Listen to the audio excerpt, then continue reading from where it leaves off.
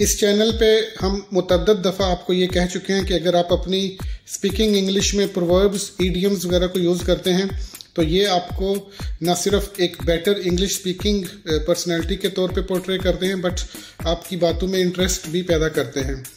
अगर ये 4 इडियम्स आप अपनी रेगुलर रोज़मर्रा की मालूमात में, रोज़मर्रा की स्पीकिंग इंग्लिश में बोलना शुरू कर दें तो it will definitely help and people will think that you are a good learned English speaking person. Break a leg, अब उर्दू में तो इसका मतलब यही होगा कि एक टांग को तोड़ दो, but this is an idiom which means to wish someone luck. अगर आपने किसी को खुश बेस्ट ऑफ लक कहना हो, बेटर लक कहना हो, तो बेस्ट ऑफ लक कहने की बजाय एक मॉडर्न वे, एक अच्छा इडियोमेटिक वे ये है कि go and break a leg. जैसे स्टेज पे परफॉर्मेंस के लिए लोग जाते हैं तो उसको जो उनके जो मेंटोर्स होते हैं, इंस्ट्रक्टर्स होते हैं, वो उनको कहते हैं go perform good and break a leg. जैसे इसको याद रखने के लिए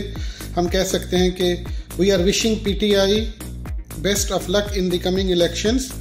and we tell them go PTI and break a leg. This will mean that go in the elections and win it big. इसी तरह जब कुछ कोलीग्स, कुछ कॉलेज मेट्स, कुछ ऑफिस मेट्स एक दूसरे को तंग करने के लिए किसी को मजाक में कुछ ऐसी खबर देते हैं कि जिससे सुनकर वो अफसरदा हो जाता है,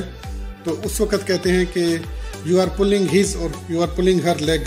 उसकी टांगे मत खींचो। उर्दू में इसका स्लाइटली मतलब डिफरेंट होता है, क्योंकि टांगे खींचना उर्दू में जो मुस्तामल है, उर्दू में इस्तेमाल होता है किसी को तरक्की से रोकना, किसी का कोई काम बन रहा हो तो उसकी शिकायत करके वो काम रोक देना। बट इंग्लिश में इसको थोड़ा सा लाइटली लिया जाता है। जैसे कि मैंने तुमको बताया कि you are not coming with us in the party but don't worry I was just pulling your leg. मैंने तुमको बोला कि तुम हमारे साथ पार्टी में नहीं आ रहे, but don't worry I was just kidding, I was just pulling your leg, I was just trying to see your response. तो it is used more in a lighter tone instead of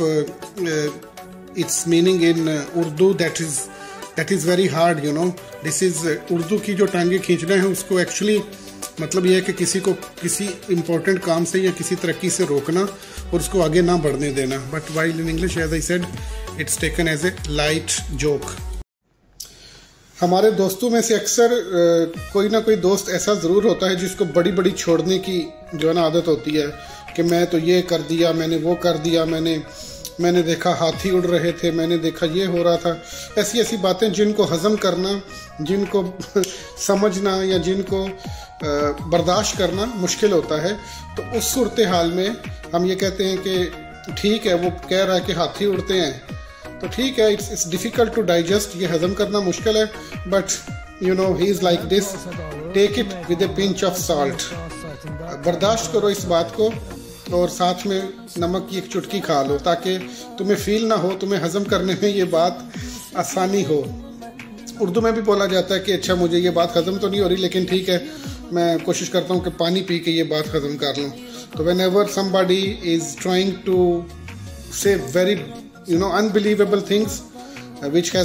makes no sense, then you can say okay, I believe you are right, I have to take it with a pinch of salt. जब हमें ये कहना होता है कि मैं कभी कभी पार्क में जाता हूँ, तो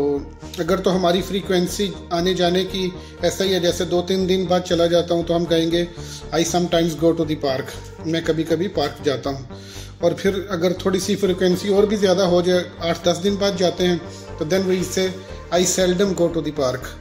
मैं कभी कभी पार्क में जाता हूँ, अक्सर नहीं जाता।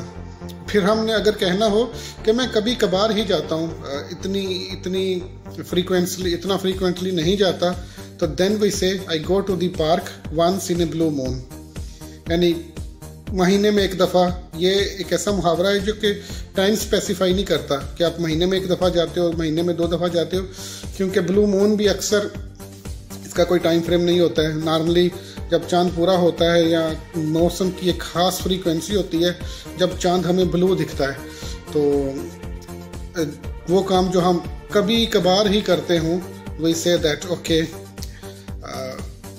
It happens once in a blue moon, कि ये ऐसा नेक काम या ऐसा बुरा काम तो कभी कभार ही होता है, ऐसा रोज़ नहीं होता।